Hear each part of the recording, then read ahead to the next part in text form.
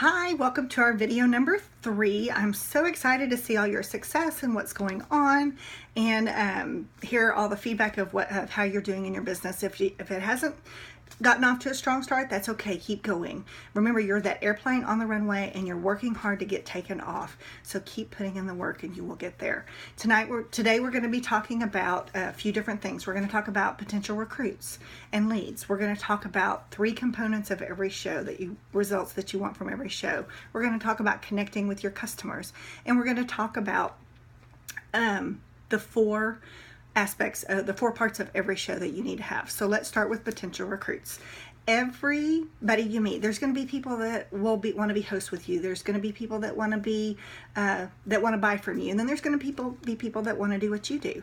When somebody asks you, how many shows do you do a week, or oh, you do such a great job, or how much does it cost to get started? Those people are asking you what we call red flag questions. Keep that key term in mind. When they're asking that, they're curious about the answer, but they're really thinking to themselves, is this something that maybe I want to do? So look for those red flag questions. Remember, this business is easy. It doesn't take a certain skill set to do. Anybody can do it. And as you grow your business with Pampered Chef, you're going to increase your income. You're going to meet new people. You're going to develop relationships with others around you. You're going to kind of build a Pampered Chef family around you, which that's one of the side benefits that I never realized I would have, is meeting all these cool people for hosts and consultants and people on my team. And that's been a really great part of the business, having all those connections. I'm excited to connect with you. I'm excited to see who you're going to connect with in the future. And as we build and grow your team, that's going to be really exciting too. Now, as you recruit people, keep in mind, you don't have to train them. That's your upline director's responsibility. Your job is to get them excited. Listen for those red flag questions. Get the information, give them the information, and then get them to order their kit, and then get their first show on the calendar. Once you've got that going, then we'll be working with them each step of the way to help them get started. Now, the second thing that we're going to talk about is there are 3 results you want from every show. And the first result is sales. Obviously, you want to have sales at your show. The company average is $550 for nationwide for your shows. So by doing a $550 shows, you'll have a paycheck of about $120. The host is going to get lots of great free and half price products and host benefits, so everybody is happy. We want you to have a successful show with lots of sales, and so we want you to be doing what's called hybrid shows, and we're going to talk a little bit more about that and refer to that more. There are other types of shows. There's station style shows, salad in a jar shows, freezer meal shows, but for our main purposes today, we're going to focus on the hybrid shows. So remember, sales, it doesn't matter what kind, but the number 1 thing out of any type of show is going to result is sales. The number 2 result you want is bookings. Think about it. If you have a show and you get 2 bookings from your show, then you are going to get 1 to replace the show you just did and 1 to grow your business. You want to keep your think about while you're doing the show, who in this room is going to be my next, you're thinking this, who's going to be my next host? Who's going to be the next person I get to pamper with some free products? Who's going to be the next person that books with me? Who's the most excited about the products? Who is the most excited about trying something out, and they get up there and they want to do it, or they're talking about their favorite products? Those are your potential hosts that you're going to want to talk to about booking a show in the future. Talk to them, get to know them, and as you move forward and talk to them at the end, you can get their show on the calendar. Now, the third result that you want to get at every show are potential recruits. Listen for those red flag questions. We're not mind readers. Remember, keep in mind that you don't know the financial situation of everybody. You don't know if they're looking for extra income, or maybe they just want to get out of the house a little bit. Offering the business opportunity at your shows in a casual way is a great way for people to see if they're interested and maybe see what you have to say. And as a new consultant, you don't have to know all the answers. One of your homework activities is the ticket activity, and that has some questions with common answers for you, so that it will help you know what to say. If they ask you a question that you don't know the answer, then what you can do is you can say, you know what, I don't know, but let me find out, and then I'll get back to you. and then do get back to them. Always do what you say you were going to say. The purpose of a recruit lead is just to get them interested in having a conversation with you, and then they can have that conversation with just you or with you and your recruiter or upline director. And you want to make sure that they're comfortable asking questions of you, and then the answers that they get, you want them to be comfortable with that as well. So the 3 things you're looking for or results from every show are sales, bookings, and recruits. If you leave a show and you don't get any bookings, then that means you've got to get on the phone. Think about it. I talked about having 2 bookings from every show. If you had 4 shows on your calendar, and let's say 2 of those canceled, cancellations are a part of the business, it happens, then you only have 2 shows left. At each of those shows, you only get 1 booking at each of those shows. And then those 2 shows cancel, then you're out of business. So by having the 2 shows booked at every show, so get on the phone if you don't get them at the show so you can fill them after the fact, then you will have a growing business and you'll be getting up to cruising altitude.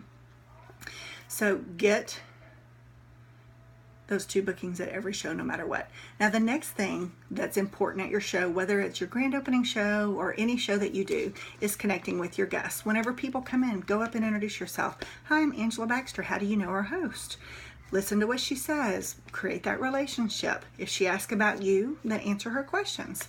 You just want to kind of build that relationship so she's comfortable with you, so that later if she, whenever you're talking to her in the full service checkout, then you have that relationship already started and the wall has come down. Now, every show has 4 unique parts. We've talked about the 3 results. Now we're going to talk about the parts of the show. The first part, and these are skills that you can learn. They're part of your skill set, or the things that you can hone. You don't have to know them right off the bat. You can learn and you can hone the skills. So the first thing you're going to do at your show is the strong opening. And before you do that, I do want to tell you something. In your kit, you got all these great show cards that talk about verbiage that you can say for your opening, for your closing, for bookings, for recruitings. This is something wonderful for you that you can take to your shows, whether it's your first show or your 10th show. It makes your job look easy because you kind of have a little cheat sheet. We'll do recipe outline. We'll talk about that in training as well. That will help you with knowing what to say. But use that information the company provides. They are a great resource. So back to the strong opening. Whenever you do your strong opening, what you're going to be doing is you're going to introduce yourself. You're going to thank your host. You're going to kind of let them know the game plan, what's going on. So you can say, welcome to Holly's show. I am so excited that you are here. Who's been to a show before? Who's never been to a show before? And then kind of raise your hand. And then by raising your hand, that tells them how they can answer the question. Say, oh my gosh, you're in for a treat. I'm so excited to show you some cool tools today. Who's been to a show before? Raise your hand. I'm so glad that y'all came back. I can't wait to hear what your favorite products are. And then, today we're going to be making blah, blah, blah. Thank you, Holly, for having us. I'm super excited to be cooking with y'all. So that is your opening, just short and sweet. Now you also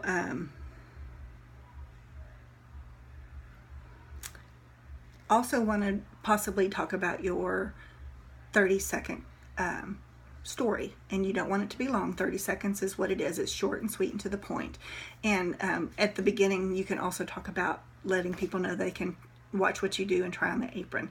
So after asking the questions, getting to know the guest, and then you thank the hosts, you can say, you know what, I'm Angela Baxter, and I've been helping people for 20 years get around the table and have quick, easy meal times. I love what I do, and my husband and my son really appreciate that I learned how to cook. And today we're going to be making an awesome recipe that you're going to get to learn how to make. And a lot of people come to shows not thinking about that they want to do something like this, but watch what I do, and if it's something that intrigues you or you want to find out more about doing yourself, or if it looks fun, I can tell you more about the 30-day apron, how to try that on at the end of the show. Practice, practice, practice. Whenever you do your little 30-second introduction or your commercial or your story or whatever you want to call it, then you get more comfortable with it, and kind of tease them at the beginning to think about looking at what you're doing, because that may be something that they can see themselves doing as well. Now the second thing you're going to do after your strong opening is the demonstration. You're going to start the demonstration by explaining them what you're going to be making and how everybody has an opportunity to try the tools that you're going to be using to make the recipe. watch the video on our Upline Carol Redue's website about hybrid shows. It explains it in great detail. I'm going to do a real brief synopsis or summary here. Basically, before the show, you're going to put a few of the action tools in a bowl, like the garlic press, the citrus press, a knife, something like that. And then you're going to also ask your host if she'll be your first volunteer and to encourage other people to participate. So then whenever you're at the beginning of your demonstration, say, I'm so excited, everybody's going to have a chance to participate today. I've got some great tools here. If you see something that intrigues you, or if I hold up something that you love, shout out, say, I want to do that. And then when we get to that step in the recipe, that is, you're going to come up and show everybody how easy it is to use. I also like to joke with sometimes and say, you know what, if somebody doesn't pick this tool, then we're going to be missing some parts of the recipe and it's not going to taste right. So, and everybody usually laughs and we get people to participate, and then the host also helps as well. So the first part was the show opening, strong opening. The second part was the demonstration. The third part is your shop and share / close. So what you're going to do on this part is you're going to recap. You're going to talk about what did we use that you thought was really cool? What products do you have at home that you love and you can't live without? Do you have any questions about the products? It's kind of tricky. You want them to share about what they love because they're gonna share and sell the products to other people, and they're gonna believe them more than you because you're supposed to be selling it. You want it to be 5-10 minutes. Keep it quick. Keep it moving. If they don't say a lot, kind of prompt them a little bit. You can do that too. This is also where you're going to share the guest special, the host special, set the expectation about hosting a show. You're going to talk about what you can get whenever you start your own business. It's how cool it is to have the flexibility and the opportunity to earn your own income. So a great way to talk about bookings at the show is a bookings pile-on. Say, how many of you, if you had $140 to spend at your favorite shore, do you think you could spend it all? And most people will say yes. Well, hosting a Pampered Chef show, it's like getting a $140 shopping spree at my store. So let me know later if you want to have a shopping spree, and I can help you get some of those things on your wish list. Most of the time they say yes, and that kind of gives them a good visual that they can relate to. And then when you're at your show, you want to make sure you have your business binder with you, because the next part of your show is our full service checkout. So we've done our opening, we've done our demo, and now we've done our shop and share. Now we're going to do the full service checkout. This is where you're going to try and find a space that's off to the side, kind of by itself, so you can help each person individually with their order and check them out. You're going to sit down with them. You're going to walk them through what they're ordering, answer any questions.